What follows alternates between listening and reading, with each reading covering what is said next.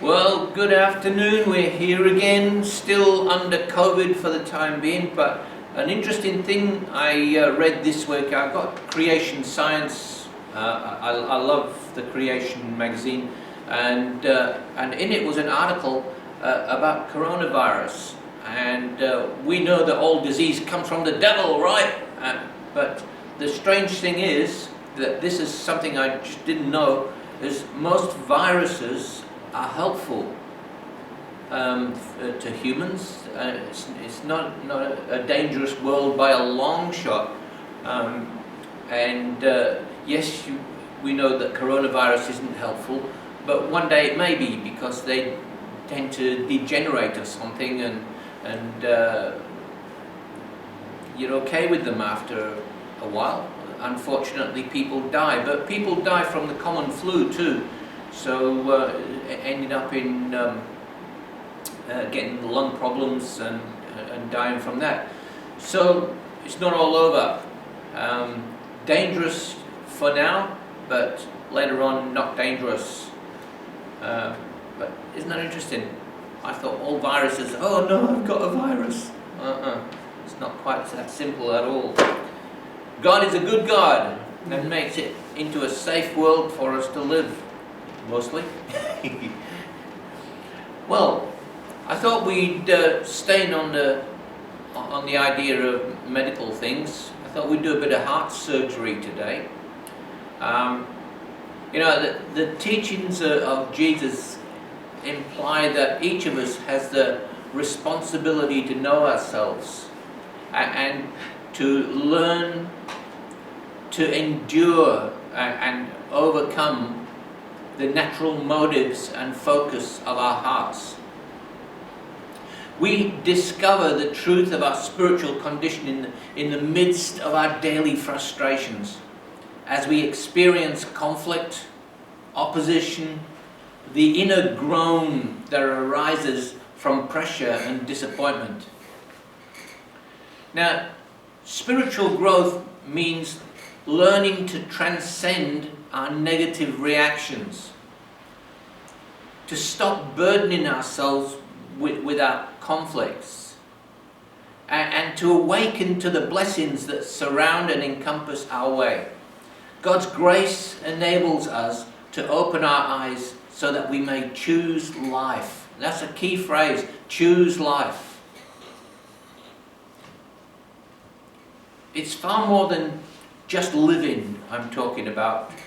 I'm talking about the experience of being in fellowship with El Shaddai, the one who spoke the universe into being.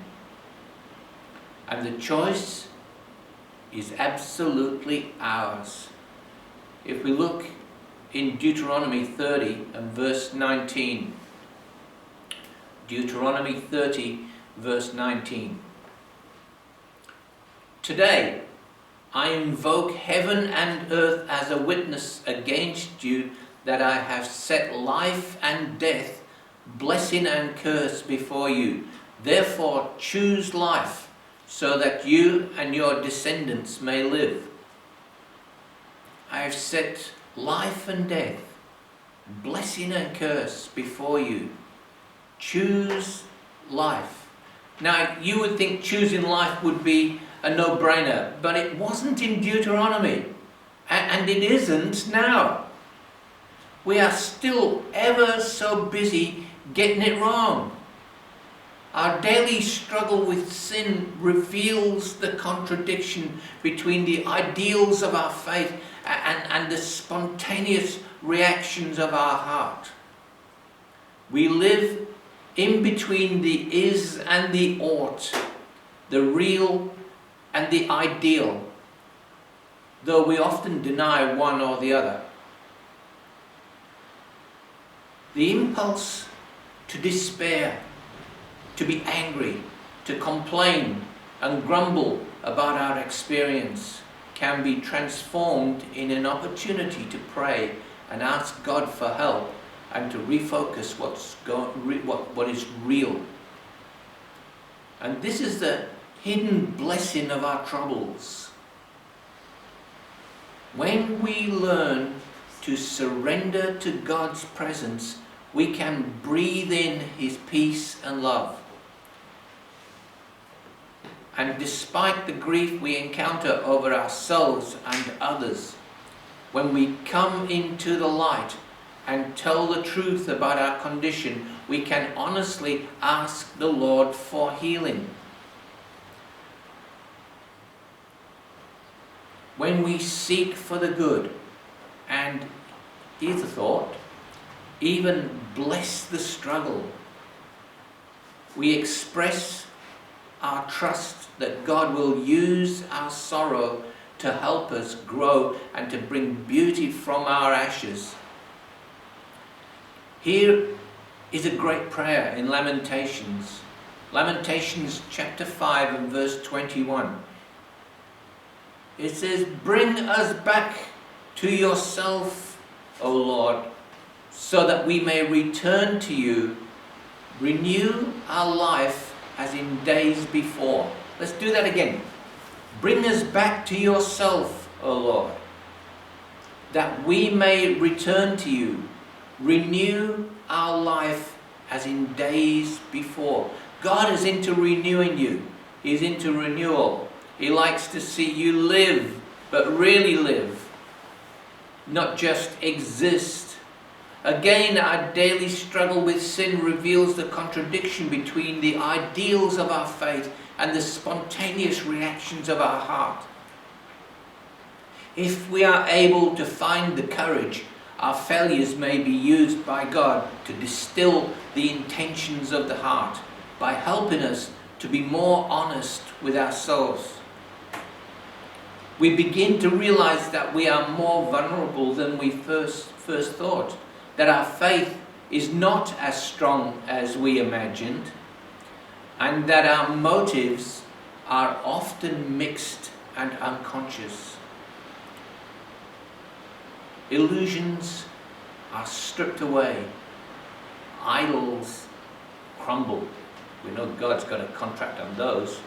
Deeper levels of selfishness are uncovered. The gap between our words and our deeds is exposed. It's one thing, after all, to intellectually think about faith or to idealize spirituality, but it's quite another to walk out faith in darkness. King David, I think, was walking through a situation when he penned Psalm 23. He said, "Even though I walk through the valley of the shadow of death, I will fear no evil." The key phrase, of course, for us there is the shadow of death. It's not the real thing, but a shadow. Oh, how often we're scared by shadows. The best one is, there's a shadow on your x-ray. What? That's a worry. I like the Hebrew word for death, though. The Hebrew word for death is mot. How's Auntie Ethel? Mot.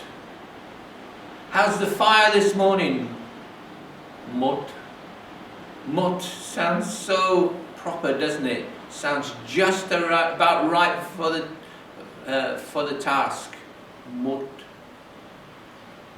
So, it is only there in the rawness of heart that we discover what we really believe and how our faith makes traction with reality. May God help each one of us to walk in the light of His love and truth. Amen. Let us make Lamentations 5:21 our prayer today. Bring us back to yourself, O Lord, so that we may return to you. Renew our life as in days before. Amen. Have a great week. Live it for Jesus.